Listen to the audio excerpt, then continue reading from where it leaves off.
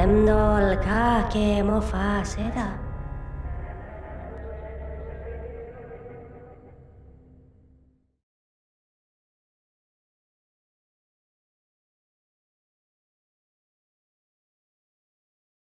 EVE Online recorded live on Twitch, Saturdays, 1500 Universal Time. I'm your host, Matterall of Imperium News, and a member of DICE Corporation Northern Coalition. Today, we're going to talk about refineries and the new mechanics for moon mining, or as they call it, moon fracking. That's today on Talking in Stations. Hello, everyone. Welcome to the show. Let's get some introductions out of the way, and we will start with Carneros. Good morning. I'm Carneros. I'm CEO of The Bastion. Great. With Dirk McGurk with us. Hey, what's up? Dirk McGurk from the Open Comm Show. And hi, Apothony. Hey, I'm Apothony. I'm in Sniggeredly in Pandemic Legion. I do tourney stuff and EVE media stuff, and generally you can't avoid me. I'm sorry.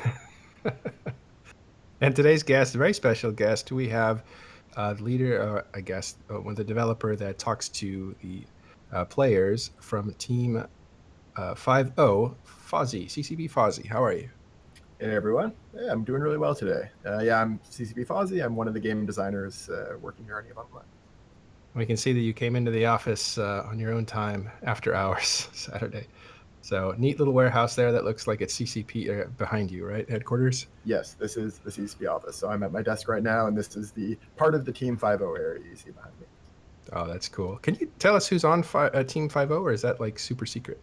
It's kind of going around. The other game designer on the team is CCP Nagwell. He's one of our newer game designers, new to CCP, but a very experienced game designer. Came to us from Rainbow Six and Splinter Cell, his previous experience. You guys are going to get a chance to meet him at FanFest. I really look forward to that. He's a great guy. And then CCP Master Plan, CCP Karkor, CCP Ginger Dude, CCP Lebowski. So Master Plan, Karkor, and Ginger Dude are our three engineers. Lebowski and Habakkuk are our two quality assurance analysts, and CCP Mimic is our producer. Oh, I didn't know that. That's cool. What a great team. Well, that's cool. So what are some of the things that you were involved with in the past? Because you have like this wide-ranging amount of stuff that you've touched in the game, from tier side. That was one of the earlier things I remember you doing, all the way up to mineral adjustments and not too long ago. Yeah, so I've been with CCP for almost 5 years now. I've done a lot of work on ship balance over the years. I've done a lot of work on system design, so designing mechanics, things like economy balancing, things like the SOV system, structure systems, the system overlay, scanning system, all those kind of things are projects that I had some part in. Did you, just between you and me, did you have a favorite project? Oh, I don't know. Balancing is something I really enjoy. That would be the one that comes to mind first. I really love tasks that I can work through a relatively contained problem, and just kind of get it done and move on to another one. And so doing small balance tweaks, iteration, stuff like that, it feels very satisfying to me. So I always like to keep some balance projects going, as well as some of the more complex systems projects, and they kind of switch back and forth and get a different type of problem to solve. I remember you saying you have a lot of fun when you get to design the AT ships each year, because you get quite a lot of freedom in that regard. Yes, those are always very fun. AT ships are fun, any kind of limited ships, because you can generally go a little bit out there. I'm pretty excited to talk a bit more in the future about the Concord ships that are going to be available at FanFest. So I've been working on the design on those for a little while. These are special limited edition ships, kind of like the Gnosis and the Synesis in their role in the game, in that they're going to be ships that come from CCP. The first way to get them is going to be going to FanFest and Vegas, and then there'll be more ways to get them in the future after some limited exclusivity time. And those I was able to come up with some pretty interesting, unusual mechanics for them that fit the Concord role pretty well. So I'm excited to let people see those, and also the art team is knocked out of the park. Because I don't think it's much of a secret now, because some people have been seeing it on the test servers. There are new graphics coming for those ships as well.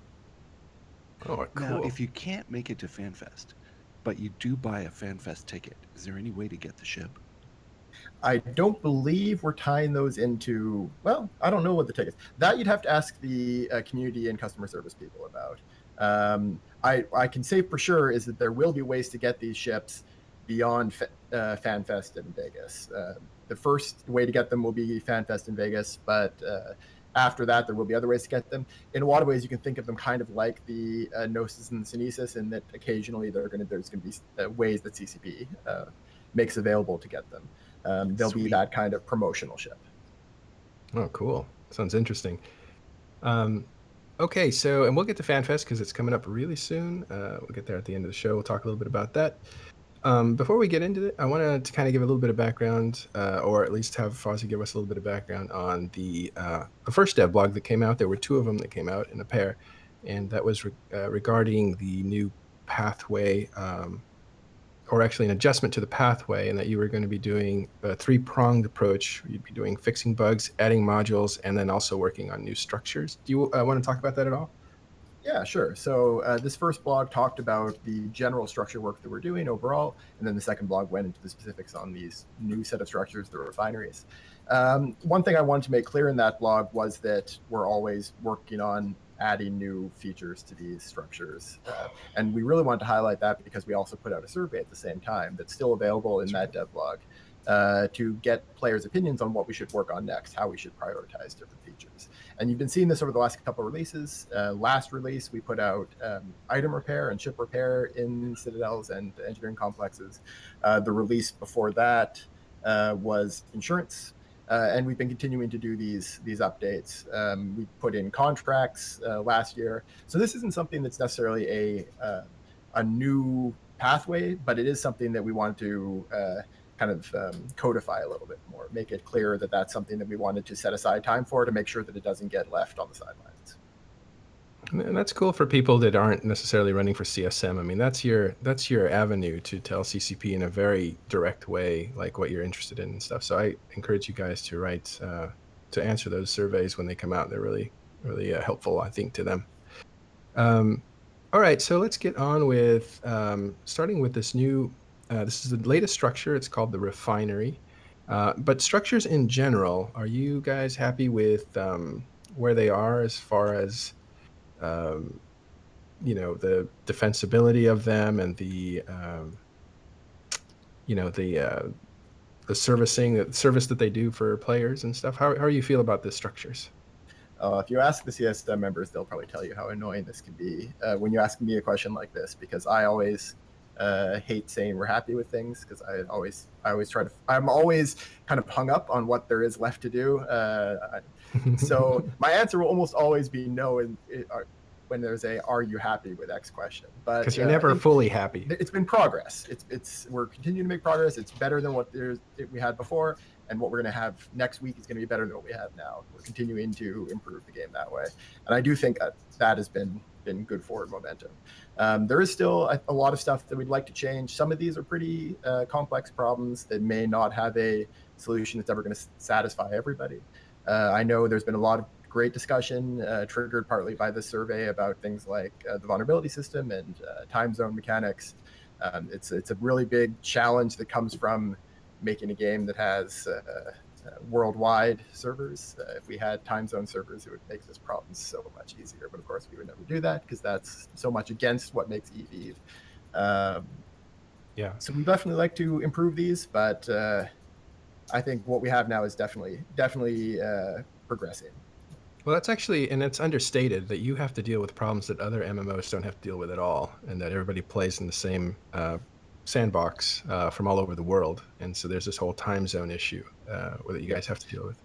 Yeah, one of the core design principles behind new structures when the whole work on Citadels was being done was that we wanted to make sure that as much as possible we were allowing players to interact with each other rather than have you interact with the structure by itself. We wanted to de-emphasize as much as possible shooting a structure when there's nobody there to defend it, when there's no other players to interact with, just essentially player versus inanimate object gameplay. And that's the main reason we wanted to make sure that, for instance, the structure doesn't fire on its own. It needs to have a person inside of it to attack. And that's also why I try to focus as much as possible on having the engagements take place at a time when the defender can actually be around to commit some space violence against the attackers. Yeah, that's a great segue to this first question about moon mining. So this is a refinery that's come out. But before we talk about the refinery, I wanted to ask you about your goal for the refinery, which was active group. That was your goal, to create something that was for active groups.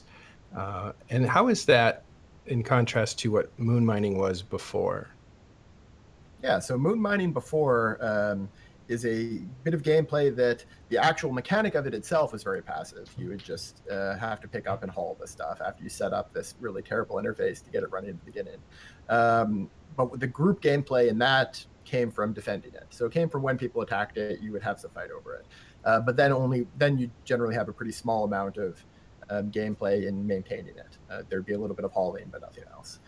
What we wanted to do was provide a system that both allowed group gameplay fighting over it, just like we have right now, but also allowed group gameplay in doing the actual harvesting.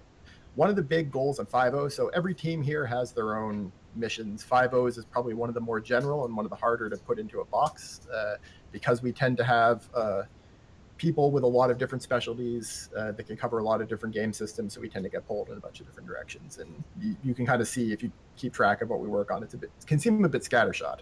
But one of the probably the core thing that defines the 5.0 purpose is we want to be a team that is providing leaders, which is leaders in big alliances or in small corps, reasons to inspire their followers and things to inspire their followers to do. Projects that they can work towards, things that they can collectively achieve, because we think that's going to allow our leadership players, who are the ones that are providing really the content for everybody else, great opportunities to do that, and also reasons to recruit new players. So that's actually a way of supporting the NP as well, making sure that every organization wants newbies.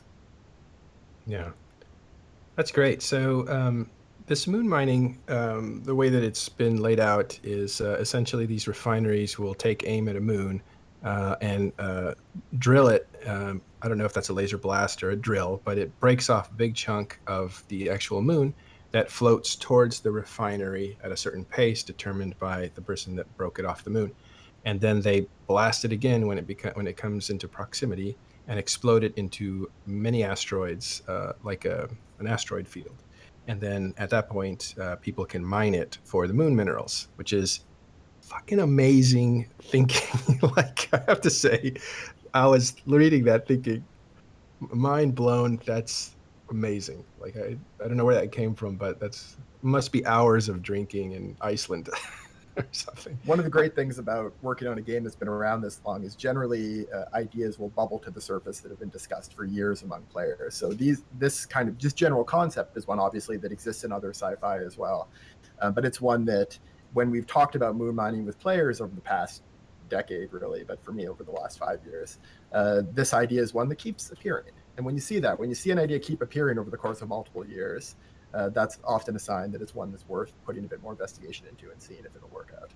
Yeah, I wonder what it was that batted it down. It's like, oh, that's preposterous. That's like way too epic. Like, we can't. Well, what usually happens with those ideas is what bats it down temporarily is, well, okay, we don't have time right now because we have this other thing. Right. We'll keep it bubbling, keep it percolating, and Eve concepts often get better with age as people roll it around to the back of their mind and the idea gets refined, even if nobody's actively working on it. The fact that as a collective, as a community, and as a design team, we're kind of thinking about it. And even the technology must change too, because now you have this giant grid, whereas before you had a smaller grid, and maybe that allows more space to work in. I don't know.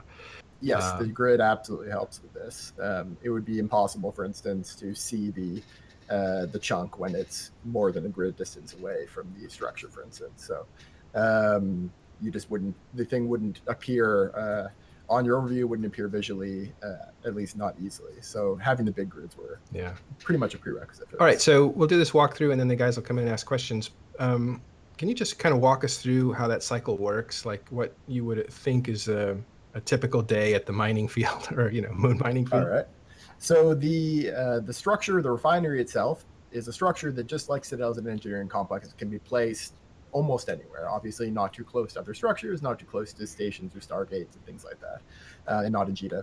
But otherwise, it can be placed all those normal spots. But if you place it in the right location around a moon, then you'll have, and there's no one else with an active moon drill module. We haven't exactly settled on the name for the module yet, but I'll refer to it as a drill right now.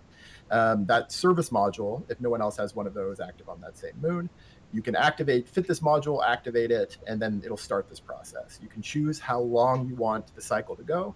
The longer cycles mean larger returns overall, although you actually will get slight benefits, slightly more returns from multiple small cycles than one large cycle. So just like PI, if you come back a bit more often, you will get a bit better, but that'll be a trade-off that will, of course, need to get balanced and tweaked to make sure it's something that doesn't feel punishing, but feels interesting. That will then pull up this chunk of the moon. Observers will be able to watch that chunk and get an idea of when the moon is going to, or when the belt is going to be ready. They won't get to know for sure. We're actually intentionally putting some uncertainty into that movement. It's not going to be entirely definitive when you look at it and track it for, say, 5 minutes when it's going to arrive exactly. But when it's ready to go, you'll explode it, you create the moon, and then you do the mining. So the person controlling the structure will get to choose that cycle, and they can set it to say, hey, I want this to happen on this Saturday because I know we're going to have people ready to go, for instance, in my time zone. Okay. All right, guys, if you guys want to ask some of these questions related to the cycle that are there, Dirk, do you have... or I can actually ask these, and then you guys come in as you feel comfortable. But one of the questions was it seems like if you don't do anything with the giant slab that has come up, it kind of disintegrates on its own, which is kind of cool too, because I just love that concept. Are those equivalent? Is it just you can detonate it on demand for your guys, so you know how to schedule your guys, or is there actually does the mineral composition actually get weaker if you let it disintegrate on its own? Under the current plan, there wouldn't be any difference in the ore that would appear. It would be the same. So it's just a timer. Yeah. The reason we have that last step of exploding it, there's actually two reasons for it. One is that we thought it was going to feel awesome, and feeling awesome is just a great goal sometimes for a video game. When in doubt, have a giant laser shoot something and make it explode in a pretty explosion is a good rule of thumb.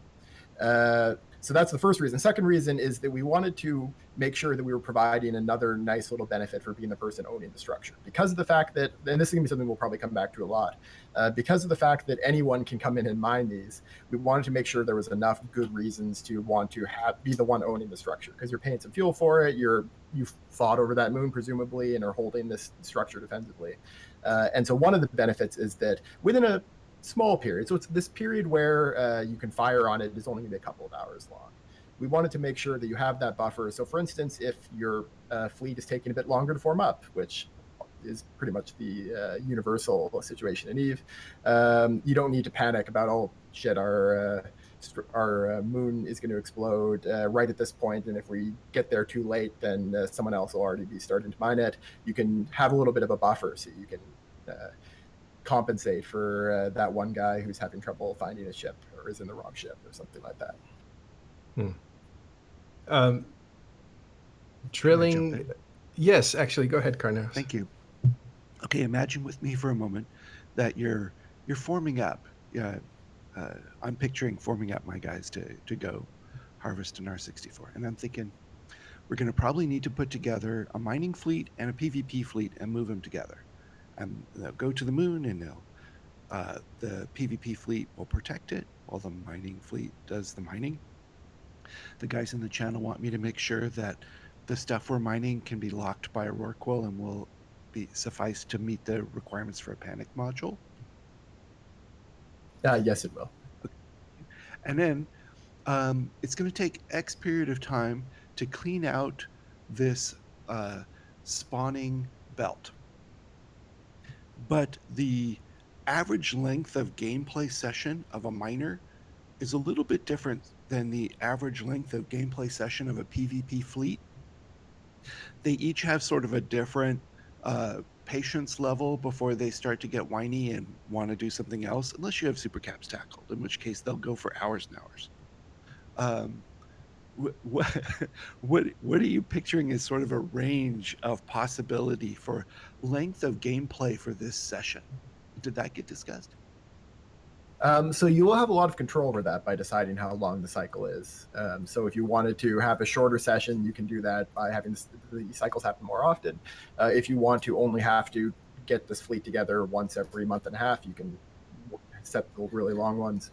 So you have a bit of choice over that. I'd say in general, this is going to be a shorter play session activity than most mining is. This is going to lean towards a burst of extra valuable mining. It's not going to be something that we expect any miners will spend the majority of their mining time doing. The other thing that we're working on is that we can't promise anything yet, but there's more that we're trying to do to make sure that there's things for the combat pilots to do in the meantime as well. For instance, we are really interested in investigating what we can do with some of the newer NPC AI, so that perhaps there's also an opportunity for the people who have guns on their ships to be shooting some stuff to maybe give some bounties at the same time. Very cool. So they have something to keep them busy, and then maybe if an enemy fleet is arriving, you're fighting that, you don't shoot that NPC retriever, so you don't call in, or you call in the enemy NPCs and hope that they shoot your enemies instead of you. I always love that involving NPCs, like triggering them to come in and become a variable in the fight. That's always fun. Yeah.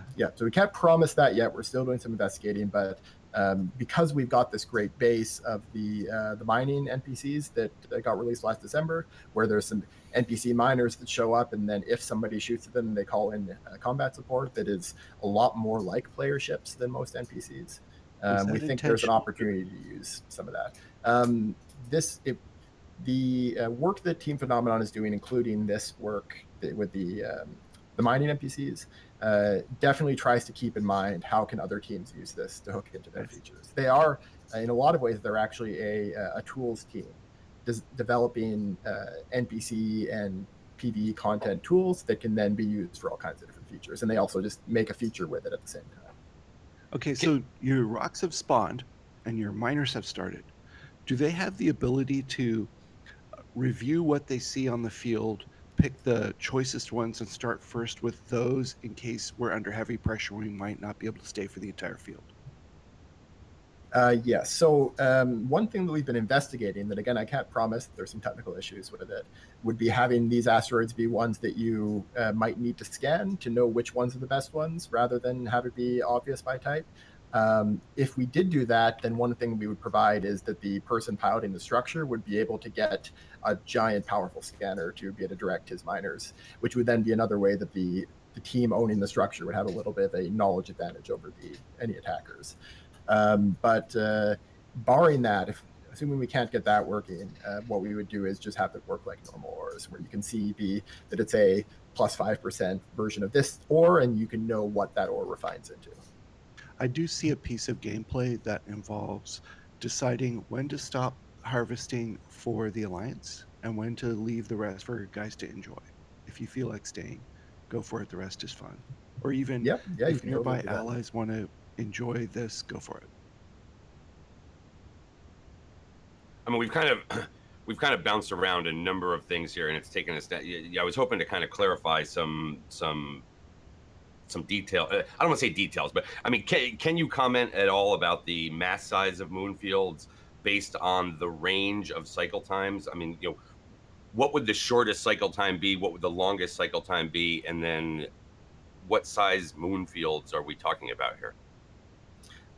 So we don't have hard decisions made on the longest and shortest yet. I'd be surprised if we go shorter than a week, but we'll see. We might go a little bit shorter than a week for the minimum, and then the maximum will probably be at least a month, and then there's a decent chance it'll be higher than that. There's a lot of number crunching and balancing that still has to be done there, and this is one of the things we can tweak quite easily. So it's a good tuning dial as well. As for the amount of ore that is available there, you can kind of work backwards a little bit from figuring out the fact that we want these to be more valuable than the current top end ores. But these are not going to be like 7-10 hour operations if you have a mining group. You'll be able to get them done pretty quickly. This looks like a balancing nightmare for you, Fozzie. It's a good thing you like that kind of work. We've got a lot of work to do on that, but at the moment we're focusing on making sure that we have all of the dials, because you do that first. You make sure that what you built is flexible enough to be able to react, and then we can get all the actual dials set to what we want after that. There's a question from chat. Sorry, I'll give it right back to you, Dirk. And that is, how long do you think it'll take to mine one of these fields? Did you already cover that?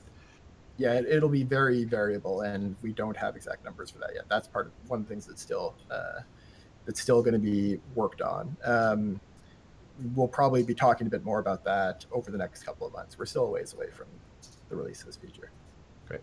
Now, the question came up about cherry picking and things like that, which would mean to say that a cadmium moon that we know today is not necessarily going to be just a cadmium moon in the future, let's call it.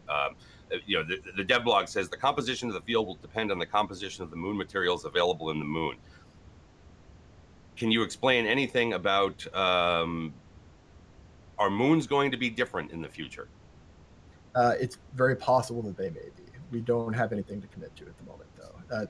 Unfortunately, there's going to be a couple of questions where that answer is going to be what I have to give. And most of the economy-based ones are going to fall into that category right now, where we'll say we're thinking about some options, but there's two reasons not to talk about it. One is that we haven't decided, which is true for all of these. We haven't fully decided. The other is that when we do talk a bit more about what we might do, we want that to be in something like a devblog, where it's the speculators kind of get equal access to it. Right. And if that happens, if those questions come up, just say, let's move on or no comment, whatever, so that we don't. Well, I mean, there's certainly a lot of variables here that I want to say, even if that level of detail is out there, right? You still don't know what's going to happen, because it comes down to, are people going to be doing this, right? And at what rate are they going to be doing it? And what cycle times are each of them going to be using, and how often are their miners going to be out there taking care of it, and that. So I mean, it's really kind of given the current state of moons as we know it now, all right, and the fixed nature of output. So like right now, we can basically quantify how many moons are out there, of what kind, and it's 100 units per hour from the material that comes off of them, right? Do you expect that the new system is going to allow for higher potential aggregate output, or the same, or lower? I'd say it's likely that depending on player action, the potential maximum will probably be higher than it is right now, but that whether the actual output is higher or lower will depend on player action. Yep. Can we expect any kind of depletion of moon resources that, similar to, because you mentioned planetary interaction before and diminishing returns over longer cycles, right? Can we expect any kind of depletion mechanic built into this, that if you do go and run faster cycles, that you somehow, I don't know, create some sort of drilling fatigue? Or, I mean, in planetary interaction, you're dealing with hotspots, right? And you will deplete that hotspot and then have to move extractors someplace else. Is there any kind of depletion mechanic that's being built into this? So good question. That's, of course, something that's been discussed a lot over the years as well. That's not currently part of our plan. So at least for this first iteration, we very well we're keeping the options open. We don't want to rule it out ever happening. It could be something that comes later. But for this release, we are not planning on setting up depletion. That's a challenging one, because although there's definitely some benefits, both in just universe immersion and also in making things a little bit more dynamic, one big downside is that we actually get a lot of value gameplay-wise out of the fact that people tend to overestimate how long they can hold on to a moon, because of the fact that it's a permanent resource. And you can undercut that a lot by making it switch, especially if you made it switch too often. So we'd want to be very careful if we did something like that with player psychology. Want to make sure that people are still very willing to commit a lot of effort into the fights over these things, and making them dynamic could potentially undercut that a lot. So I'd say not part of our current plan for this year, at least. Gotcha. I do want to swing back here to let's see here. All right, I already covered that one. let's talk about launch day here for a second, okay? Because one of the things that it says in the dev blog is on patch day, on launch day, you're going to be removing reprocessing rigs from existing structures out there and giving people the option of either putting them back on. On launch day, are you going to release BPOs for any of these structures ahead of time so that people have a chance to build structures in advance? And what's going to happen on launch day? Because obviously, if you don't, on launch day, there'll be no refineries out there, and you're going to be removing rigs that people are going to have to choose. Well, do I put them back on now or not? What about existing pauses that are already moon mining on that day? There's a lot of structures and modules that will need to be built in order to take over what moons are doing now. Yeah. All right. So I'll start with blueprints and talk a bit about skills as well, because that was kind of fall in the same category. We very well may release some of those a little bit early to let people get a jump on building. That being said, there is some value, I think, in having the having a nice flurry of activity in a race to be the first ones to build it. It's patch days with new blueprints where you can use the result of that blueprint right away often tend to be ones that get very exciting for industrialists, because it allows them to have set up supply chains. It allows them to kind of race to be the first ones to meet this need, and you undercut that a lot if you put them out early. So I'd say we could go either way on that. We haven't fully decided whether we would release those things a little bit early or right on patch day and just count on people having built up a little bit of a buffer of materials, which there are quite a bit of stockpiles of Tech 2 materials, so people will be able to adjust. We're definitely not worried that nobody will be able to build a Tech 2 item. The prices may fluctuate, of course, but that's pretty normal. As for how we are going to deal with things like the existing star bases, the current plan is that those would stop mining. So the star bases would still exist, but the moon miner would not be collecting any more resources as of the server coming up on patch day.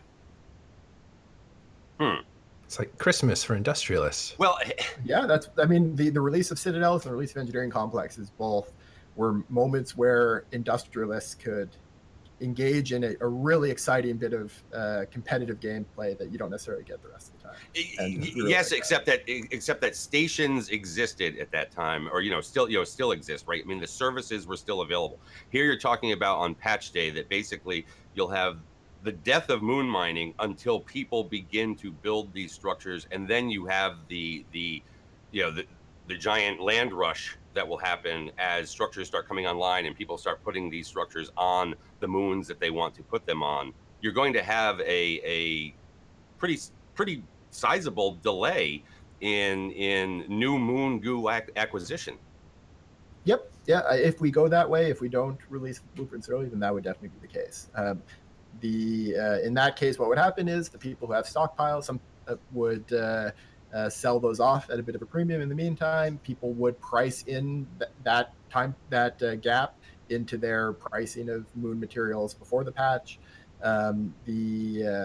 I'll say for sure that whatever decision we make on that, you'll know more than a couple of months ahead of time what that's going to be, and so the market will have plenty of time to react one way or the other. Another question that was brought up by a friend of the show, Ashtarothi, was will there be an overlap between pauses and moon on moons themselves, between pauses and drilling refineries?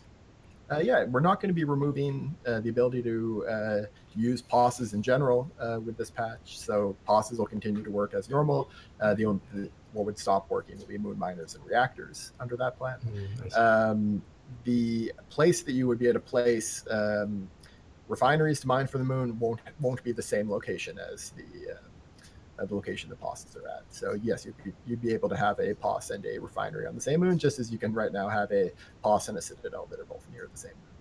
I'm just going to throw in here. I mean, we are talking about what looks to be a significant disruption in the economy of moon goo related stuff.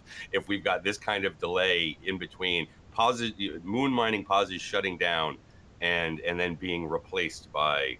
Yep. Let's just say I know how many stockpiles there are of these moon materials, and I'm not very worried about that. Hold on. It's not the supply, right? It's not the supply. Active stockpiles. Well, and it's not the supply, because there could be people out there hoarding it, right? That are, now getting ready to sit there and go, hey, guess what? This is now worth tenfold what it used to be. Well, somebody's gonna be rewarded for their long-term investment planning, I think, out there. Not to switch off the subject here, Sure. but the other things that POSs still do at this point, like jump bridges and sinusoidal beacons, are you working on anything to maybe replace those? We have plans, yes. They're still early plans, and they're not going to come before refineries. So refineries are the next structures that we have planned. That'll be a different show. We are, of course, running an early runway of design for more structures, and those include replacements for the other POS functions. So the things that POSs do right now that you can't get any other way, Sino jammers, Sino beacons, jump bridges, those are all things that we do have a plan to eventually have in new structures, and we won't remove POSs until we've got all of those replacements in place. It's just fun to hear you talk about that, even if it's not the time yet. Sorry, Carneros. No, it is because I think actually Fuzzy said at the last Fan Fest, in 1 year I'll be standing here telling you that we're moving away from pauses essentially and stuff, and it's like almost done. So well, what I said was in 1 year we'll have a 1 year I expect we'll have buyback programs in place for at least some POS modules. And you're going to keep that promise. I think we're going to be close to keeping it. We might miss it by a little bit, but I think we'll be pretty close to keeping it. That's all right. It's but definitely amazing. Not for all POS. It's amazing progress though. When you said it, I thought, oh my God, that's a tall order. But you guys are pretty close. Good job. Now, there was a question I wanted to ask, but somebody out in the audience has kind of given the same general thing. You've got two structures that are both sitting on the same moon. One is currently drilling it, one is currently fracking it, right? It means the other one cannot also frack it. Now it brings it in, let's say it's structure A brings it in and explodes it, right?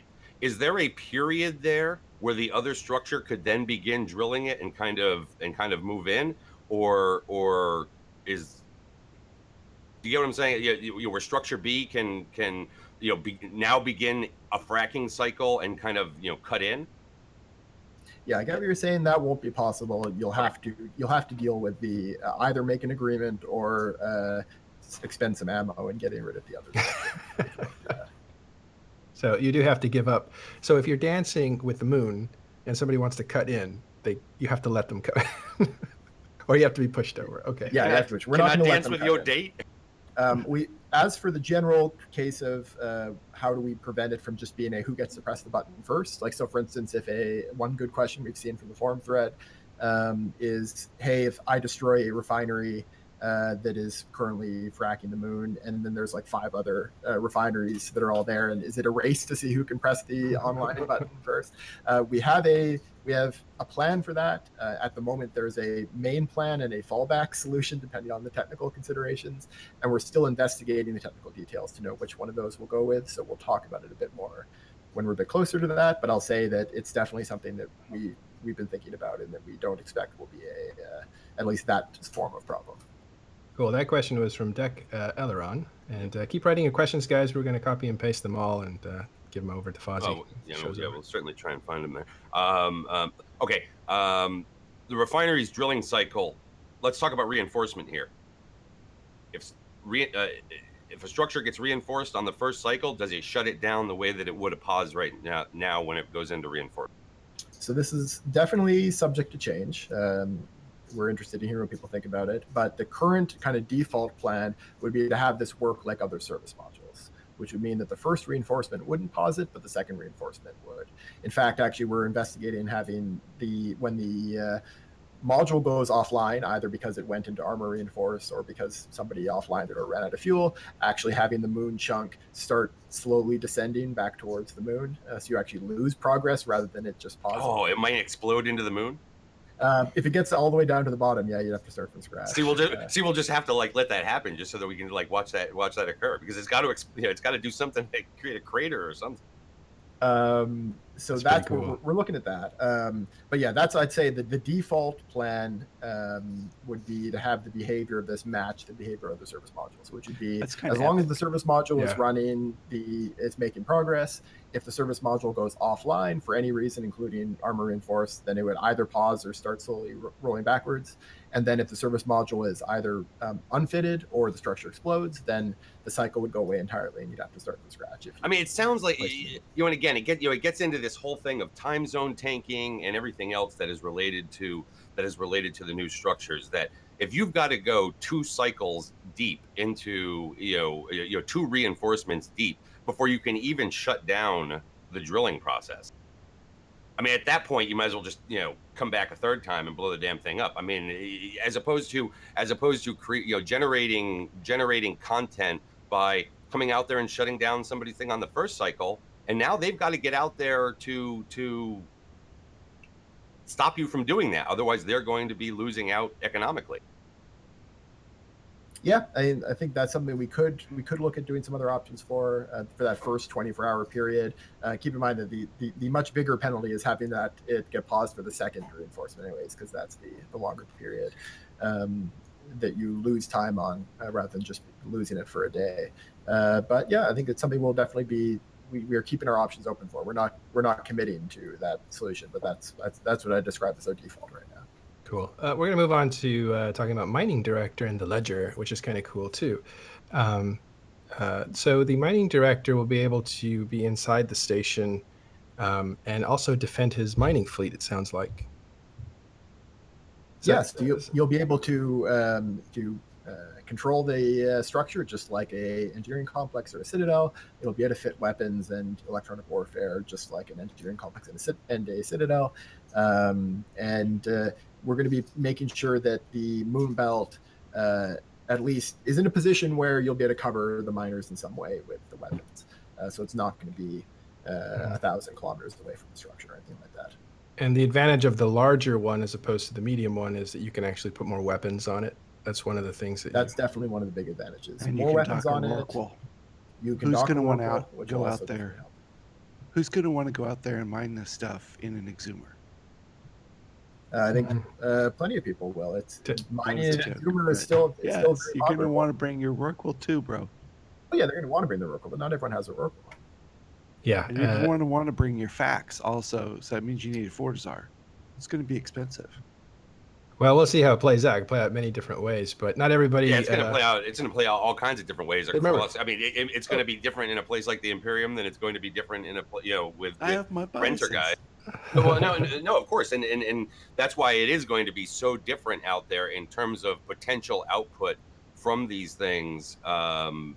There's going to be such a wide range of yields coming out that it's really going to be difficult to kind of predict. We've all talked about this all week, right? We get into private Mhm. groups and talk. And I'm sure CCP has talked about it for years and worked a lot of this stuff out. But there's definitely a lot of dynamics. One thing that's definitely true about this, a lot of dynamics and scenarios that can play out and things that we haven't even thought about yet too. So it's interesting, but I like the idea that the structure itself is like a stationary piloted ship that has a certain task that can also participate in the mining fleet as well, which I think is great. And it looks like it could expand into boosting your fleet as well, mining boosting, it sounds like. Yeah, we're at least investigating that. I don't want to make any commitments, but we're looking at Sure. and we're definitely very interested in ways that the pilot of the structure can benefit their mining fleets beyond just increasing the yield per minute. Things like I mentioned before, if we were able to have the ores require scanning to know which is the best, and have the structure be able to automatically scan the whole thing so that they have that very powerful intel role. Things like that are ones we think would be very engaging roles for it to use. But we're definitely don't have any commitments we can make at that. We're interested in hearing what people have to say, though. If there's people that have ideas of what you would like to see the structure be able to do, we would love feedback and ideas. You could so write your stuff to Fozzie and give him some feedback. But it would be interesting because if you could actually scan the field, you could call out primary asteroids to mine and stuff like that. It's pretty cool. What about this ledger?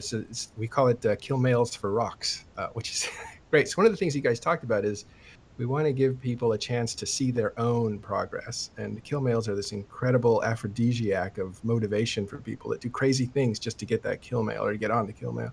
But it's not. I mean, it's not. And he can explain it obviously, but it doesn't sound like it's at the individual pilot level. This is an aggregated thing that I think the station will see, not. Yeah, but it's a record.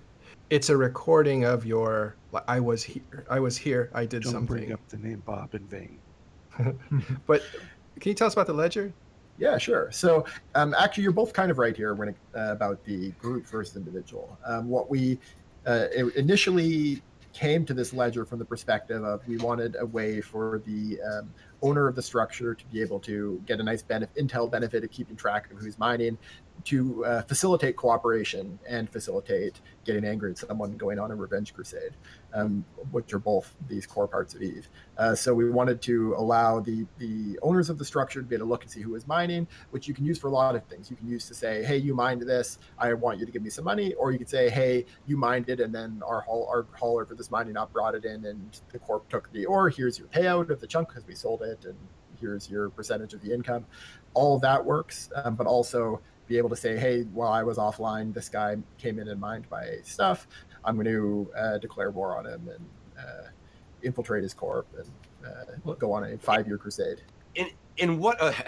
Okay, why give so much free intel though? And look, a lot of people love the idea of this spreadsheet because number one, they love being able to keep track of things. Okay, but in a way, one of the big uncertainties about Eve is who's ripping you off. Mm-hmm. And it's this not free, and this in this one, in this case here, it gives you that answer. It's not free. You build a giant structure and then you tore a chunk out of a moon. There's an effort involved there. So monthly it's economic report, that one's free. Yeah, there is free intel in the game, but this in particular wouldn't be free. We think that this again is something I mentioned before, and we'll probably come back to a lot, is that we wanted to make sure that there were lots of good reasons to want to be the person owning the structure rather than just being the person mining. And this we thought we think is a really strong benefit we can give that is nice and balanced to the person owning the structure. If you built this thing, it is there on grid with the rocks the whole time. It can keep track of it for you. When I said both you were right, though, what I also we're also investigating. We came at it from that direction of let's find a way to provide this benefit that is specific to moon mining. But the more we looked into it, the more obvious it became that this is something that would be useful in a lot of different contexts. So what we can commit to right now is that we are planning on having it work for the moon mining, but we'd also really like to have it work for, say, I can view all of my personal mining. So I can look over how much mining I did on this week and how much mining I did in this month and keep track of my progress and see how my efficiency has changed. Be able to view like kill mails. It wouldn't be per rock, but it would be some kind of view back on the amount of mining I did. And then potentially have things like if you have solving a system and built a structure that can keep track of it, connected to the iHub, for instance, that you would be able to view mining of the whole system. Again, not for free because you had to build the structure, you had to take the solve, you've invested that infrastructure, and you can get that benefit from that infrastructure. Yeah, which was something that you stated as a goal, overall design goal, was to give people more opportunity to measure their own progress, to see how they contribute to the group and that sort of stuff, which I thought was kind of cool.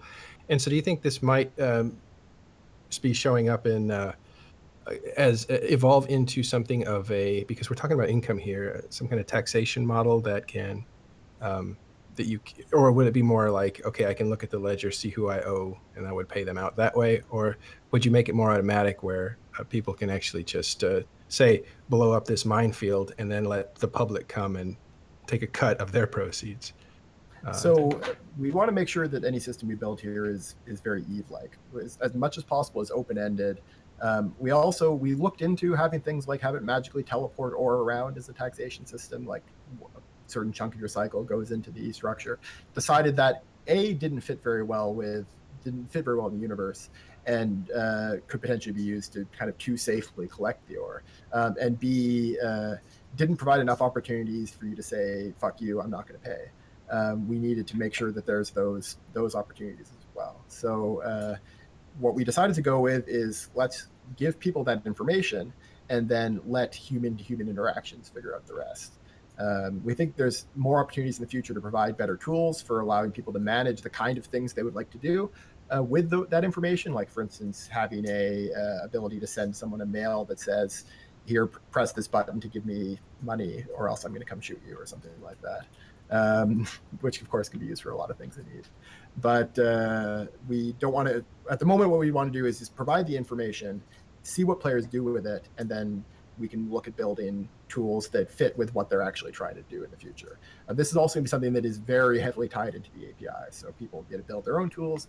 You'll be able to make a website that somebody can look and see how much you mined from this moon mining operation.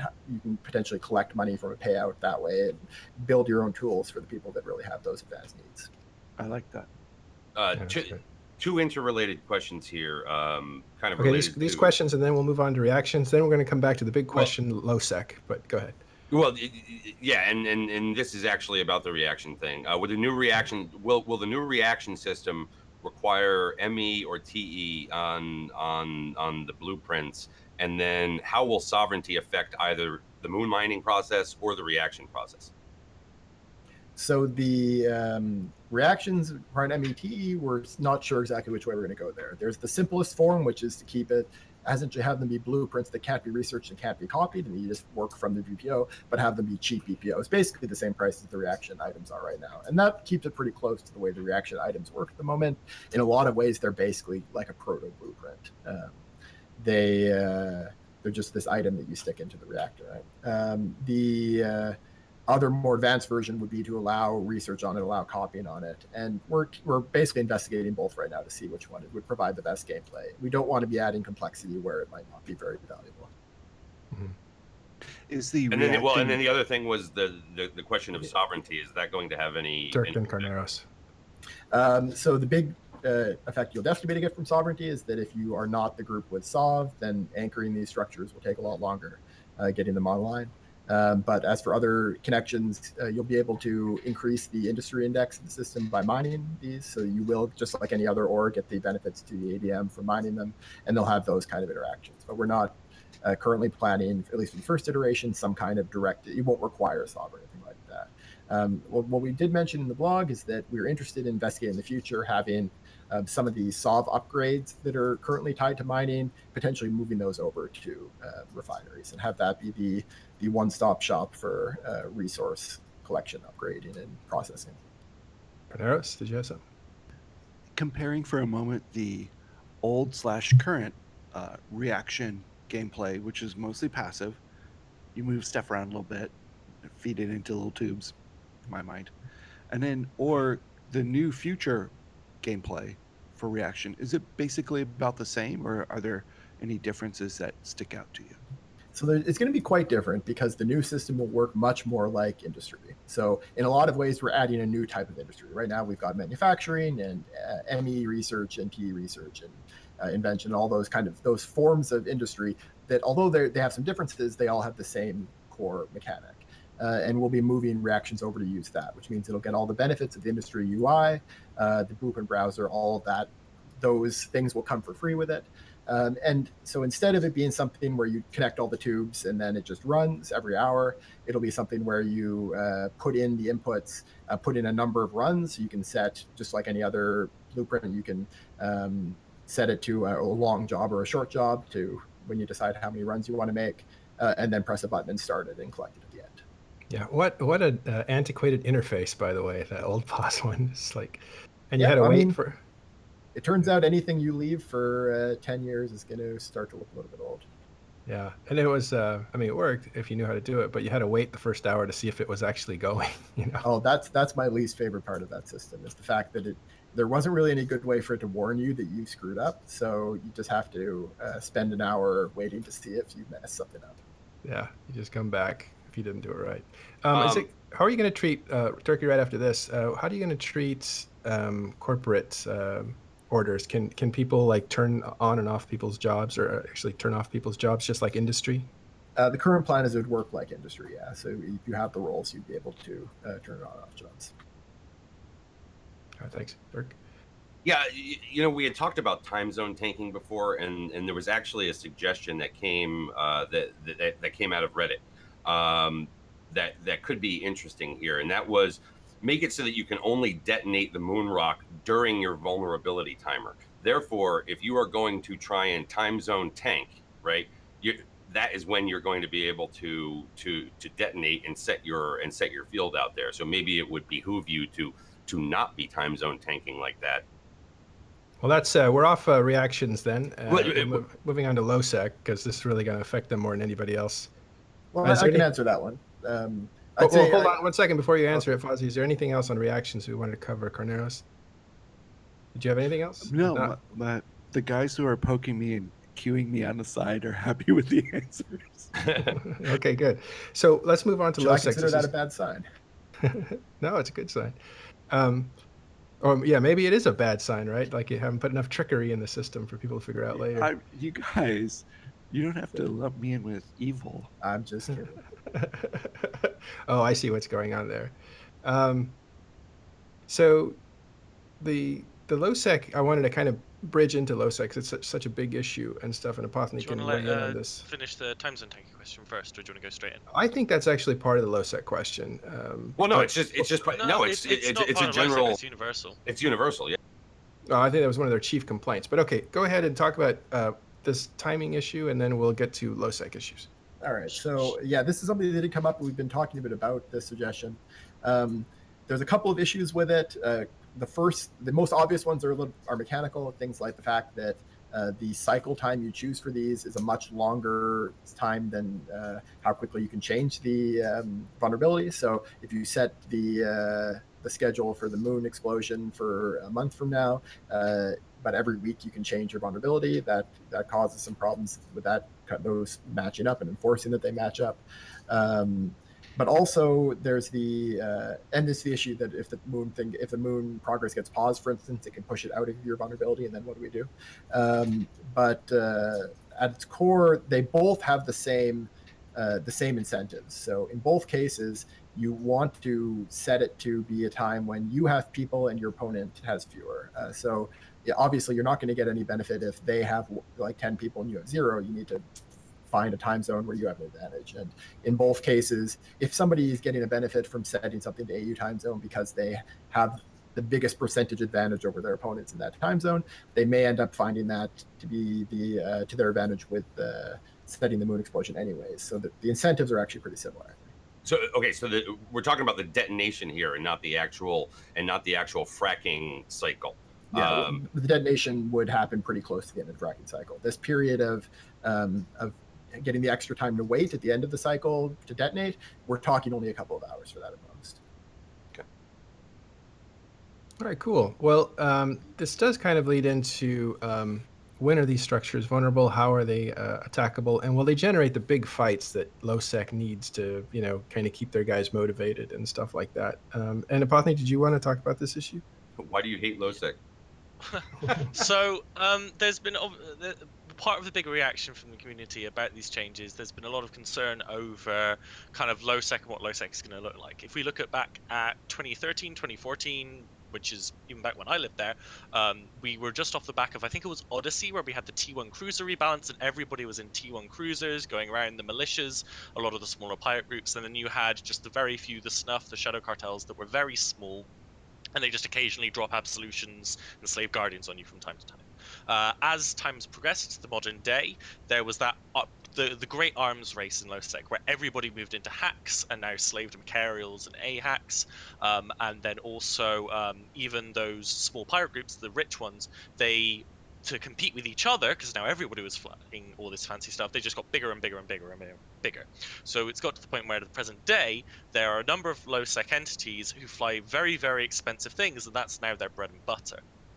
With the removal of the passive R64 passive moon mining, a lot of them believe that this is going to be a massive nerf to their alliance level income. So to the point which they can offer SRP and assist the members into getting into and maintaining that level of equipment. Sorry for the long setup, but I'm trying to give context.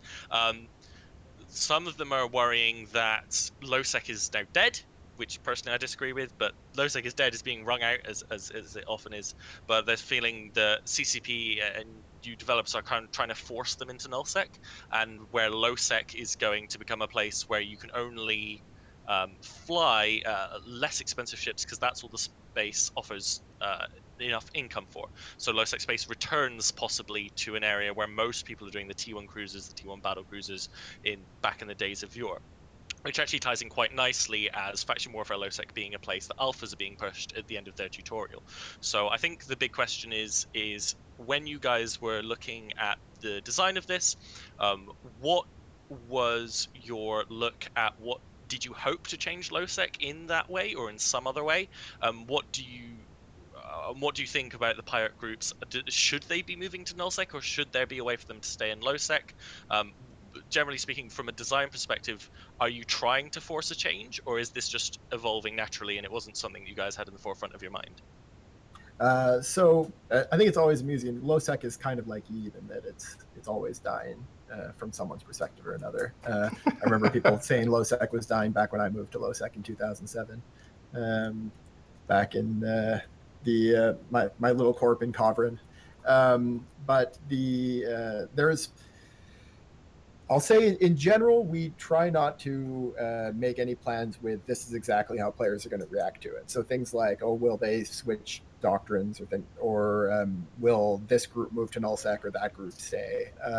We don't try to make those predictions because we're going to be wrong more often than not. We just try to build mechanics that lead to generally positive outcomes, to lead us towards these goals, like North Star is off in the distance that we may never reach, but that we want to approach, and then let things shake out as they will from there. So I think it's very possible some people may switch doctrines up. There's a lot of low-sec income sources that I know those big rich groups are taking advantage of that we're not touching in this release. So they also will have access to those still. I think one thing that I can almost guarantee out of this is that there will be a lot of new mining activity in lowsec, and because of the fact that that's such an untapped thing at the moment, people are going to be learning a new type of activity. Essentially, there's going to be that mining activity in a new context in a low-sec environment in this kind of scale means that there's an opportunity for the people who learn how to master that and learn how to take advantage of that, and the people that do the best of that are going to prosper.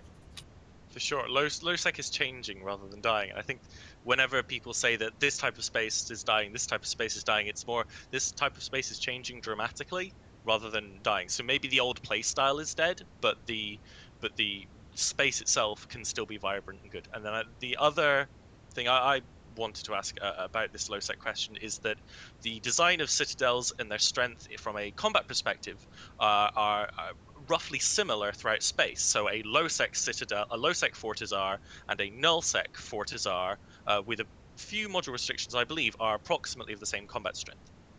If we were to go into a lowsec sense where they're definitely the lowsec groups, even in their current state, are much smaller and less powerful than the huge null empires. Is it a concern that some of the smaller groups and then the lower end of the smaller groups, they won't be able to interact and blow up these structures without too much of a resource impact on themselves? Because obviously you don't just want the few top guys able to have moons, and just 3 groups can only have moons because they're all the dominant ones, and the smaller ones don't even have a chance because they are, compared to nullsec, much smaller than the smaller nullsec groups, because lowsec is a smaller playground, if you will, than nullsec. Yep, I think that's something we always need to keep an eye on and make adjustments as necessary. So if we do find that the doctrines have changed so much in lowsec after this that we need to make a change, we can do things like tune the strength of rigs by security status quite easily. So it's very possible to make those. We have the dials available. What I'll say is, and this is something, of course, that causes some other players to be unhappy, the general design of structures is that the biggest challenge you should face when attacking them is the other players who are defending them. They aren't really all that great at single target DPS, which means that they make great force multipliers, but the size of a fleet you need to kill them actually it has more to do with the size of the fleet that your enemy has brought than it does with the structure itself. Within limits, obviously, it does matter, but and that's of course something that makes the people that would really just like to show up with 300 super carriers and burn through it faster than if they had 20 super carriers unhappy. But it also helps even out that difference a little bit. So you actually think that people will mine in low sec, and I guess if a miner can protect his fleet a little bit around the rocks, but are there, like, what makes you think that that's going to happen? Yeah, what makes you think that? He's putting money on the table, bros. Yeah, it sounds like, going to come up and take and it. that's great, Put it because this I tried way. to mine in low sec. If we said like 8 years ago, if CCP said, "Hey, we're introducing missions to low sec that you run with valuable ships that have a lot of newts in them, that have scrambling NPCs in them," what actually did happen was a lot of people said no one will ever run that. But talk to somebody who runs level 5s now, and you'll know that they're lucrative. They're plenty worth it if you know what you're doing, and players will find a way. So just like the short of it is that you do see a way through. Like, there is a way through to do this sort of activity in low sec, which would be fantastic. Yeah, I absolutely do. Yeah. Great. What about like wormholes and high sec? Is any of this stuff eventually coming, or is that really just not even thought about right now? So again, this is a question that's come up a whole lot. It's been really good to see the excitement, especially among wormholers, for this mechanic. I think it means that we've at least tapped into something visceral about it that makes people really want to get it, even with a different resource. What we don't want to do right now is commit to putting two things. We don't want to commit to letting our scope expand too much for this first release, or else we just are in danger of not getting anything done. We need to be focused on what we do, but then also we want to make sure that we're not diluting the value of Tech 2 moon minerals by spreading them out over more areas. One of the things that I think is people often find fascinating until they run the numbers, they don't really realize it, is how much smaller the Tech 2 mineral market is compared to Tech 1 minerals. It is the kind of thing where adding it to more regions can have the potential of undercutting the value as a conflict driver in the regions that already exists in. So we want to be very careful of that, which is why we're not planning on expanding Tech 2 minerals to other places. We think it would be really great, though, in the future to have this mechanic of pull a chunk of something out, blow it up, have a resource you can mine that you can schedule ahead of time with a different resource, with something other than Tech 2 minerals. So I think I'm really interested in seeing that. And I think the feedback we've been getting, especially from wormholers, how excited they are about getting it. A lot of people I know have been talking to Noobman, one of the CSM members. He's been getting tons of people asking about it. We've been getting a lot of people asking about it in the forum threads. That has really shown us that there's a demand there, and that has definitely pushed that up on our priority list, investigating getting a version of this with a different resource into wormholes, and then potentially high sec as well.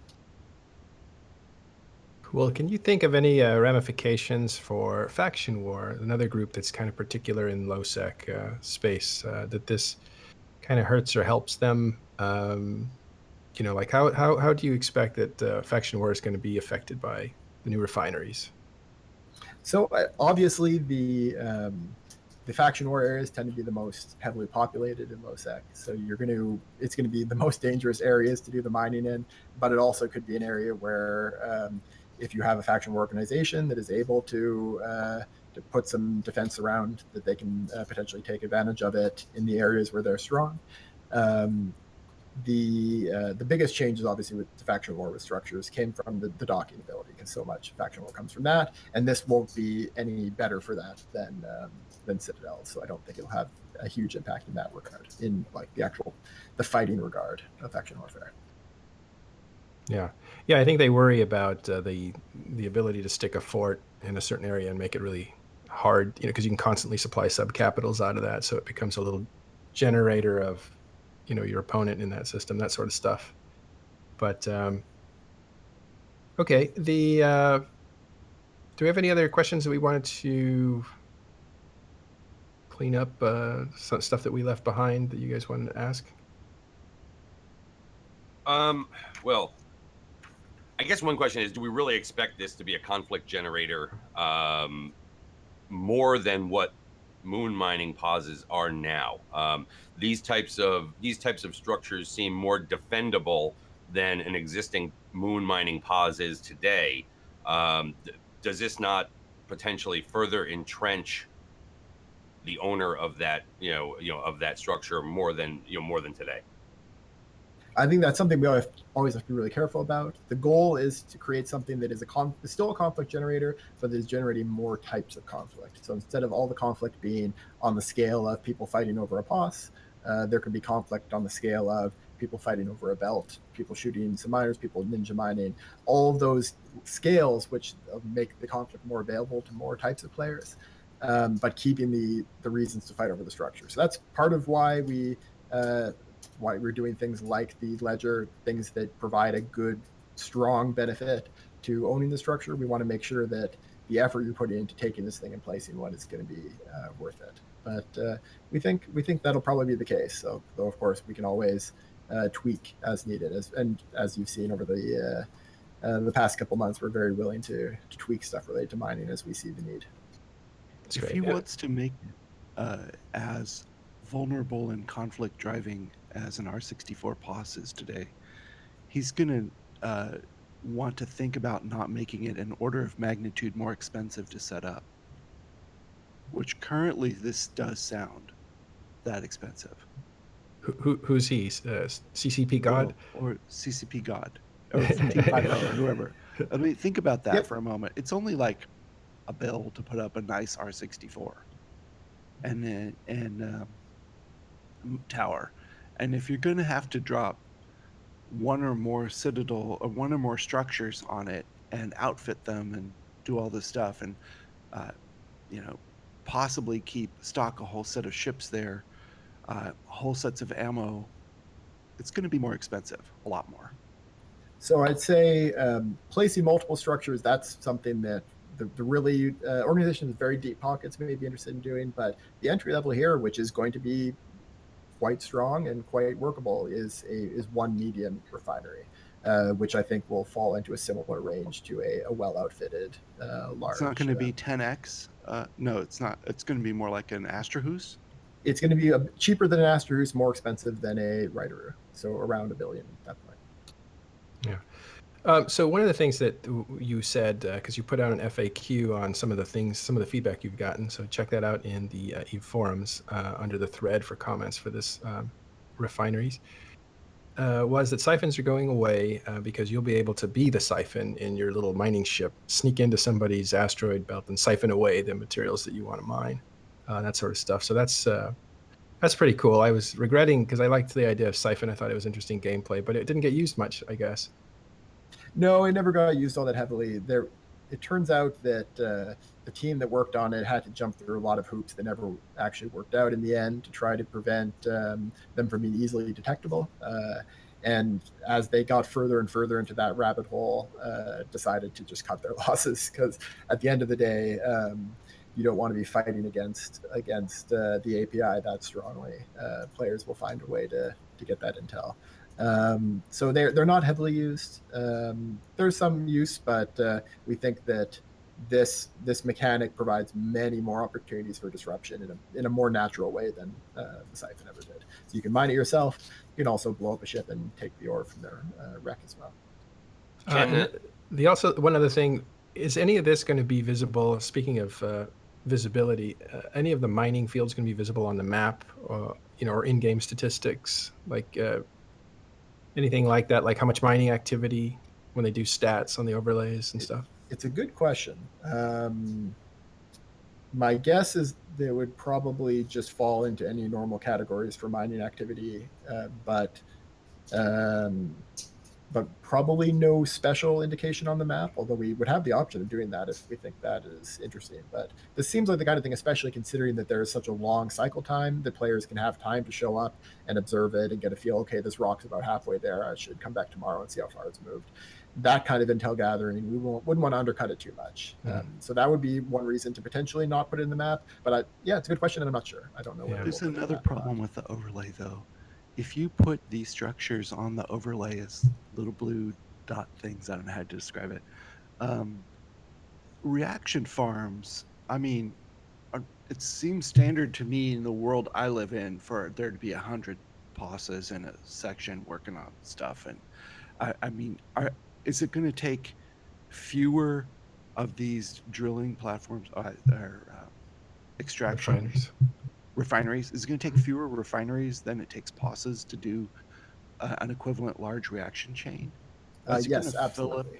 Oh, it's going to take fewer. Okay. Yeah, it's going to work like industry. So that's a very big change from old reactions to new reactions. Wow. In that there's no longer going to be caps per structure on how many you can run. So that is going to mean a lot less trouble you have to go through. We are going to, just like industry, have some caps, which we haven't decided how high they're going to be on per character reactions. So that is going to take an adjustment. But yes, the plan is to move it over to the industry system, so you won't need 100 of these structures. Yeah, I guess since there's no tax, you won't need to know what system to well, never mind all that. It's there seems like a lot of parallels with industry, like kind of merging some of this into industry. As far as sensors go, are you're going to be able to scan these rocks and figure out as a module, not as a function of the refinery? You'll be able to scan them with the normal survey scanner. Okay, cool. And the asteroids are going to have new names that you haven't come up with, right? Yes. Yeah. The plan is a new set of asteroids. These, it's very possible that these belts may include some of the existing ores as well, but there'll be new ores that'll be providing the moon minerals. Cool. I imagine the composition of what's going to be in these asteroid fields will be released later, as you balance it out and stuff like that. And you said some of the existing ores. You mean like mineral-based ores? Yep. I think we're definitely keeping the option open. I think it's very likely that there will end up being some existing ores, some mineral-based ores in these belts, along with the ores. So the last little question, this is kind of cleanup questions that we saw before, is will the market be reordered to look more like the mineral market? And I'm not actually sure how that question was really meant to be asked. The market categories, like the layout in the market display? I'm not sure, actually. I haven't really put much thought into that yet, but good question. I'll make a note to put some out. We very well may end up doing something like that. Yeah. I think that's what they meant is I don't know who asked that question. Maybe it was me late at night and I forgot I asked it, but it was is the market kind of category going to change because the minerals look different than the moon mining stuff. Moon mining kind of looked like PI and stuff. Anyway. Great. I think we've exhausted. We have probably millions more questions. They get more refined. You can see chats going nuts with asking questions and stuff like that. So give your feedback. Apothny, you have anything else? Just one thing for faction warfare people, because with the advent of citadels, where before if you were a Caldari person you could not dock in Gallente space, the advent of citadels means, say, a pirate could put it up open to Caldari guys and they could have a station in space, and because of how long it takes to take citadels down, it's very difficult to stop that new staging point, those new staging points existing. Is there going to be any consideration with the new mining and that kind of stuff with regards to how it plays into faction warfare space, or are there going to be no extra special mechanics for that? We're not planning special mechanics just for the refineries for it. We would like to come up with a better solution for FW and Upwell structures as a whole, though. It is something that we're not very satisfied with the way it works right now. It's not something that has the obvious easy solution, though. So we're very interested in continuing to hear suggestions. Thanks to everyone who's been writing about this and giving us ideas and feedback about this. And I'm sure it'll be a major topic in the LOSEC and FW and Crime Watch roundtable at FanFest. But yeah, we don't plan on doing something specifically for refineries, because if we had a solution for refineries, that solution would probably work for Citadels as well. So we just do it for all of them. Question out there from the audience. Nick Pye says, will reaction industry be calculated into and taxed against the system manufacturing index? It'll have I think the plan right now is for it to have its own separate index, but that it would work just like another type of industry. All right, cool. That's the majority of the major questions. We're going to do a doctrine report, then we're going to talk about game updates and headlines, and a little bit about FanFest. Thanks for sticking around, Fozzie. Apothny, we're going to talk about, looks like T3s. Yeah, So one of the staple doctrines of null and low sec and wormhole space as well for years going on now are T3 AHAC fleets. AHAC's short for armor heavy assault cruisers, because originally they were that class of ships, but then T3 cruisers turn out to be better at doing that with the Proteus and Legion combined. We'll hopefully have a Proteus fit coming up on screen so I can talk a little about it. They've got their kind of mid-range, reasonable projection, but their main brilliance is in their tank, because they have huge EHP up to even being a strong battleship tank, but then that tiny sig of a cruiser. So this means that they are very good at punching above their weight class, and they mitigate a lot of damage from large weapons like battleships and obviously capitals as well. So we can see the fit here. It's got, 177,000 effective hit points, and that's before I've even thrown links on it. It's doing not as good as battleship DPS, but still reasonable DPS. And then you got all the cool things like some of the Loki has better webs. You've got Proteus can do the extra long points and scrams. So it's a doctrine and a fleet comp that's been used across space to the point where a lot of people consider it oppressive. And I thought it'd be worth bringing up because we do have T3 cruiser changes coming through. So it's kind of nice to have Fozzie on the show, as I'm sure he's someone who will be having at the very least input into those decisions. And I guess I can ask him, although obviously I can't ask you any details. If you had any details, there would be a dev blog.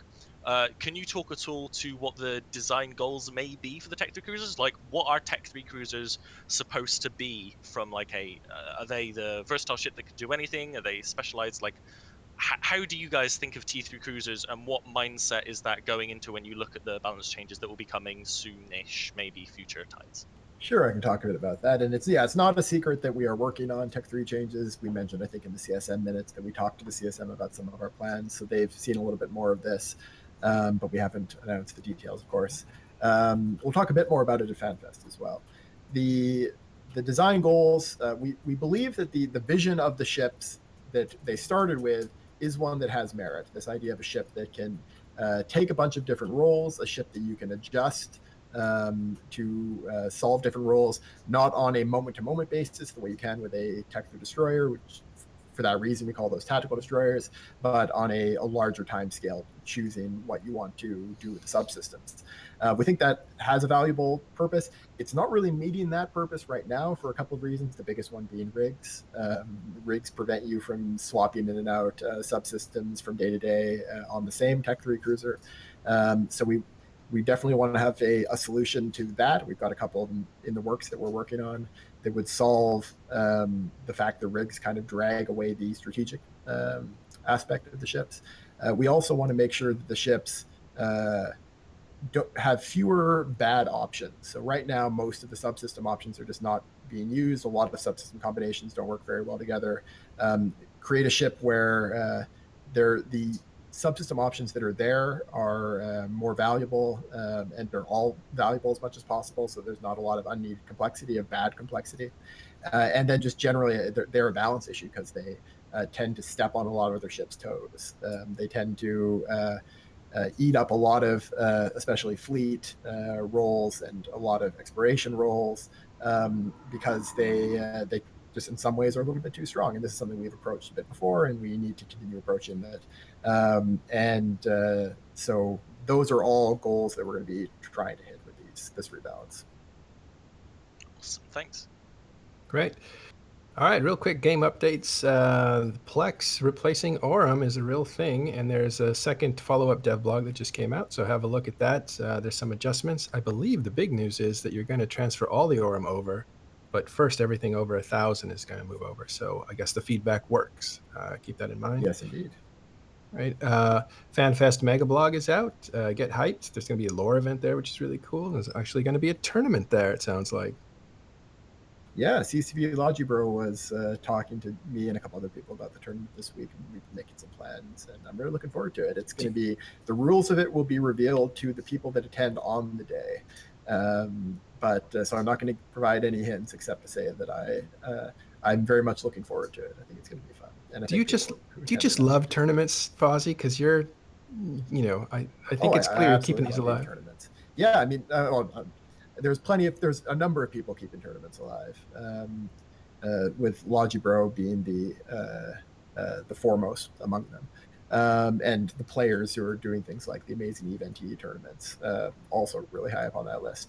But the FanFest tournament is what I'm really excited about. I do love tournaments in general. Tournaments, when I started playing, so I started playing in the middle of 2006. And back then especially, there was a real hump when you got through the initial tutorial, and EVE is just such a complicated game, and the tutorial wasn't as good back then, and the UI wasn't as good back then, and it can be really hard to decide this is a game you want to stick with through a period where you're learning so much. It can feel, as back then we had learning skills too. That period of time, the first couple of months in, is really, really tough to get through. And what got me through, what I think kept me playing EVE during that period, what got me hooked, was watching the second Alliance tournament, which was the first one they broadcast live. Watching that semifinal with Mercenary Coalition and ASCN.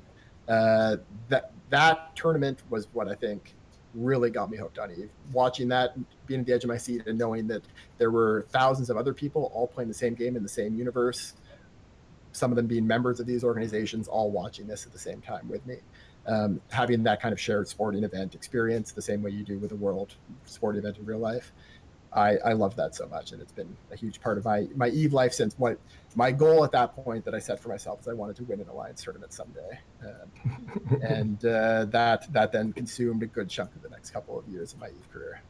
Well, that was the same for me, except it was Pandemic Legion, which you were probably on that team, versus RUR was one of the great, exciting matches. That was an amazing final. That is one of the all-time. There's been a couple of really great finals, and that's definitely one. I wasn't on PL at that point yet. I was with a low-sec pirate group called the Aforementioned at that point, I think.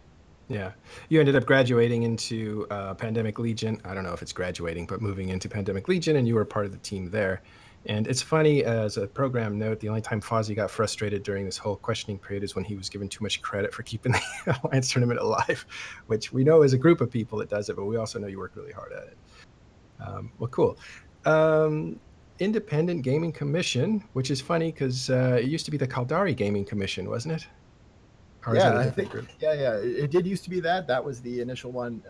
I think that was partly because if you go way back to EVE history, to EVE tournament history, the first tournament that CCP ran was the First of March Championship. And then when they started doing what became known as the Alliance tournaments, those were called the Caldari Championships. And initially, I think the idea was to do ones for every race over time, but then the Caldari one sort of turned into the Alliance tournament, so it became the default. And then now they've decided, since it's much more than just one race, they would switch it up. And there, I think, was an official lore storyline that we wrote about how that gaming commission shifted to becoming managed by an independent group instead of by the Caldari. Yeah. So it's funny, when you try to look for AT1, it's very hard to find, because you should be looking for Caldari Championships. Yes. It's also hard to find because it wasn't broadcast in video. It was broadcast via audio on EVE Radio. Right. That was the only way to watch it.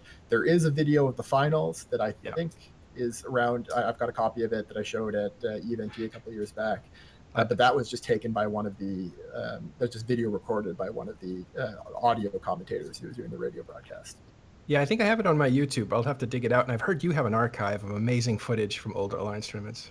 I've got quite a bit of it, and most of what I have is out there. I've got some that's in a Google Drive somewhere, so if anyone is interested, I know I've given the link to a couple of people with some of the old recordings. Some of it's also all of my recordings, or the recordings that I didn't originally take, but that I managed to get a copy of the second Alliance tournament. Everything I've got around that is on EVE Files still, so you can find it there. EVE Files, a treasure trove for stuff. Yeah. Especially videos, these old media things. People used to go there. That's the default place people put them. And thanks, I think, to Kriba, those things are all still there. So you can actually do a lot of research there, which I have done. So great. And I have to get that address off you so I can see some of that old stuff. Love that. Okay, do you want to tell us about the skins, though, Potney?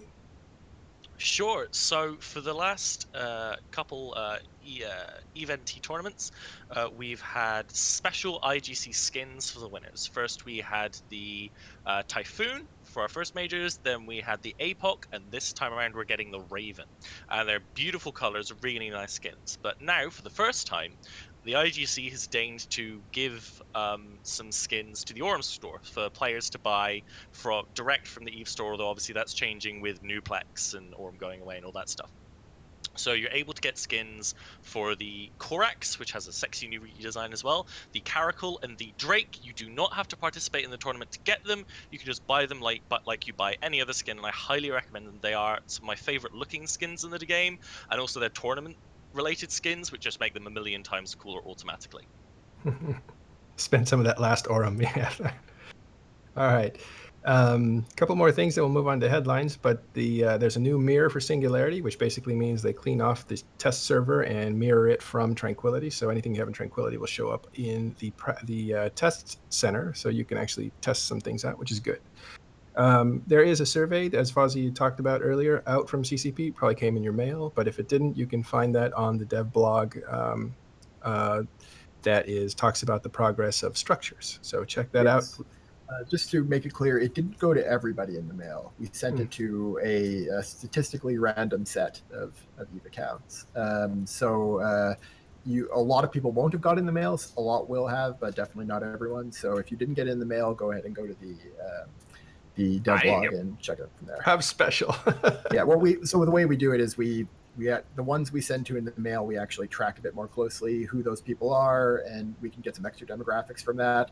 And then we'll be looking at that as a more randomized sample, and the ones from the dev blog as a sample of people, the kind of people that know the dev blogs exist. So the people that are a bit more into the game, that follow along with our media a bit more, which isn't necessarily always the same opinions as the random EVE player off the street. Shame on you, Dirk. You're not doing enough research. All right. And also a reminder that Fozzie told us earlier, and that is that CSM stops tomorrow. The voting window is closing tomorrow, so get your last votes in for your CSM representatives. And quickly, speaking of the CSM, I just tweeted about this before the show, but because we've released the dev blog for the refineries, we've also unredacted the CSM minutes from that session. So and we looked at that right before this show and saw no reason why any of that was redacted.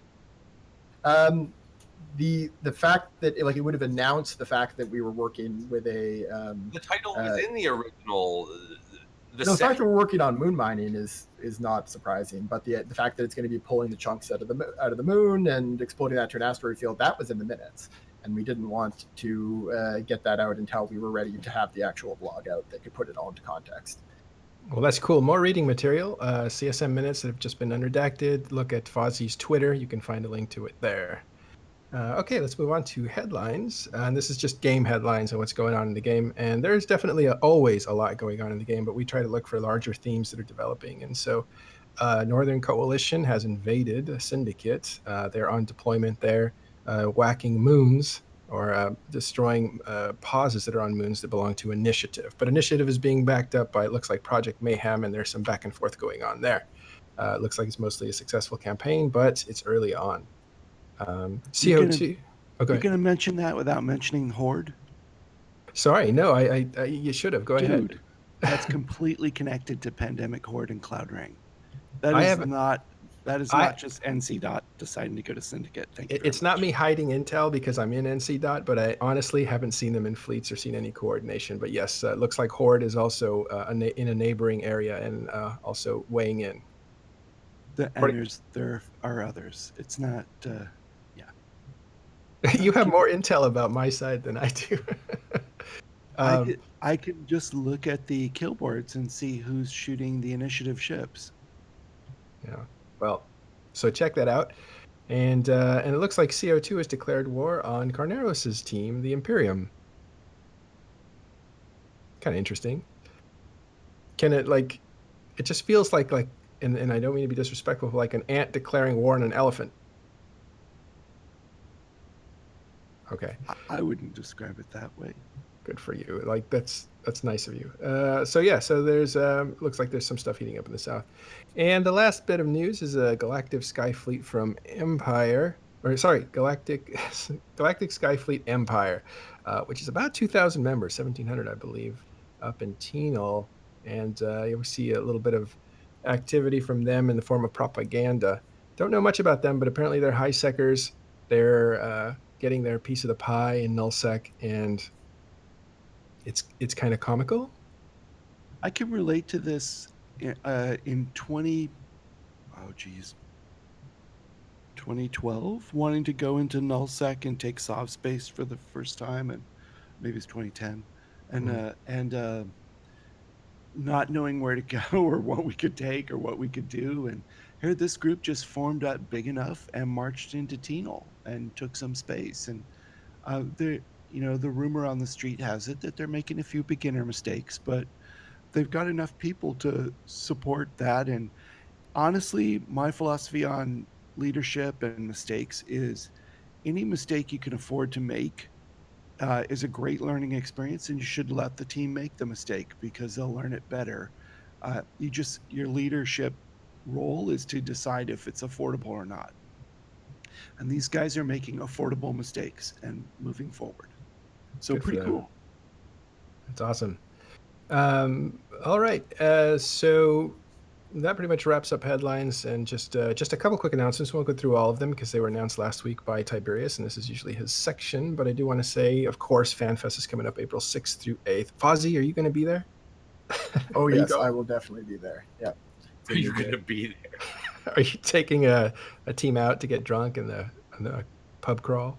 Yeah, we'll have a 5-0 pub crawl team again, which of course will be the one that fills up first. So you guys will have to sign up for it fast. Fun fact: they actually banned us from putting our team name or any of our dev names in the team name or description of our pub crawl team because it was unfair to all the other pub crawl teams that weren't getting enough signups.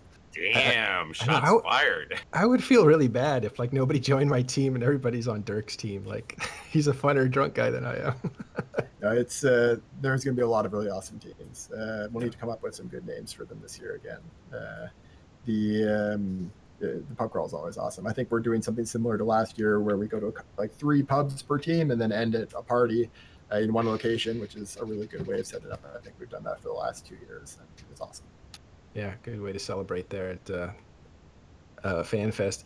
Is there a highlight that you're particularly interested in, Fozzie? I think it's going to be. So we're not going to. This is not going to be a FanFest very focused on reveals, which is similar to last year. We found that it's best to do more of the reveals ahead of time in dev blogs, and then let people think about them a bit and talk to us, and we get better feedback. So don't expect a lot of really big secret reveals. So it won't be stuff like that. In general, I think the parties are always awesome. The party at the end of the pub crawl is routinely a highlight. I think it will be again this year. And I'm going to be in a couple of presentations, including a structures one, and looking forward to that. Yeah, great. All right, and there's some meetups. It looks like in Texas, in Glasgow, Denver, Houston. Check out www.eve.meet and go meet your friends for these little get-togethers that Eve players We throw. have self-serving thing. We have one Yeah. San Diego on Tuesday. The Matani's in town, so we're going to have a big fancy one at Kaminsky's Barbecue, and come on down, have a few drinks with us, play around. And they're serious about it. They've hired a yacht driver, so they don't have to crash the ship. That's a different No, thing. that's a different thing. He's not handing out the Oh, address of where the yacht I'm is not giving tonight. out invites to the yacht. This is for Sorry. Tuesday's Eve Player Meetup. Okay. Sorry. Sorry to out Or if that. you roll around some marinas today, you Yeah. might be able to see the Matani getting on board a big boat. Or, hang out. Maybe you get the groupie pass, or the roadie will let you in. I don't know. What Matanian boat do in the comfort of their own homes as consenting adults, Dirk, is none of your business. But they Okay. are vulnerable to missiles. All right. Let's wrap up the show. I want to thank CCP Fozzie for coming. Really appreciate it. Taking time out of his Saturday, as you can tell, he went into work for this, and it's just great that he's willing to do that sort of thing for the Eve community so that he can further explain some of the interesting stuff that's coming up. And it does sound epic. All the stuff that was described is pretty amazing. And even the stuff after that, they're maybe conceptualizing now, which is great. Yeah, So thanks what- for having me. I just want to quickly mention, Yes. if you don't mind, so the discussion has been going on in Twitch chat. Dirk, you're absolutely right that what you're looking at doesn't have any new information with this moon mining and drilling platforms minutes. I think it's because of caching issues. Try opening an incognito browser, and I think you'll get a version that has updated text. but Okay. it's probably, if you've opened it before, I think it's caching the old version rather than showing you the new one for these meeting minutes. Oh, that's interesting. What a workaround. I don't know how you figured that out. Right. Brilliant. Well, thank you very much, Fozzie. Appreciate it. Thanks, guys, for showing up. I want to say that if you want to support this podcast, if you like the work that we're doing, there is a Patreon/Matterall to help us, maybe get better mics and stuff for people. We are now going to be accepting ISK. I probably start a corporation for that sort of thing, but you can always send ISK to Matterall, and we'll use that to kind of pay the guys that volunteer their time to offset some of their time they don't get to play the game while they do this sort of thing. Why don't we get a low sec moon for the show, and we can have people come mine it for us or something. Might do that. I'm not going to take the Care for Kids route because it didn't end very well for them. So. Talking in a low sec mining field. But I am thinking of doing some kind of sponsorship. As long as Fozzie's here, he can correct me if this can't be done. Some kind of sponsorship, like an NPR thing. It was brought up by somebody. I said, yeah, I'm not going to do that. But now I've thought about it, and maybe that's a thing to do. All things that we're exploring. But You'll as have to far talk as to the community, guys, they'll know for sure what. Okay. Sure, I'm not going to hold you accountable for it, but I'll definitely look into that, see if that's a possibility, because I think that's pretty cool. And want to talk about supporting content creators of all kinds. Please, send them some kind words, send them some tips and donations and stuff, anything that keeps them going, because they generate a lot of activity. It takes time, it takes dedication, and literally kind words are a motivator for that sort of thing. And tips and donations are things that make it possible. But just give them feedback and let them know that you appreciate what they do. It's really important. And if you want to work for Imperium News, please contact me or somebody at Imperium News through our Discord, which you can get through the website. We're looking for writers always, 500 million per article. We're looking for artists that belong to my team. I run the art department there. Programmers, and even people who run administration and stuff like that. But that's all the plugging we're doing today. Thank you, Carneros. Thank you, Dirk. Thank you, Apoth and Fozzie. And thank you to McLeod, who actually runs the show technically. And thank you, audience, for showing up. That's all we have for you today. We will see you next week on Talking in Stations.